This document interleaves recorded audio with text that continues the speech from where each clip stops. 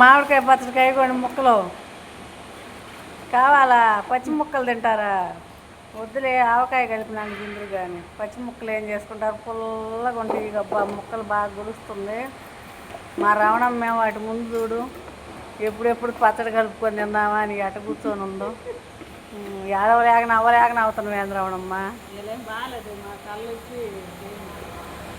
సీని ట్యాబ్లెట్లు తెమ్మంటే తేలా? సీన్ ట్యాబ్లెట్లు ఎందుకని అంటే అండి ఏం వాళ్ళు డబ్బులు పెడితే ఎత్తున్నారంట క్వారీలో ట్యాబ్లెట్లు ఏమంట.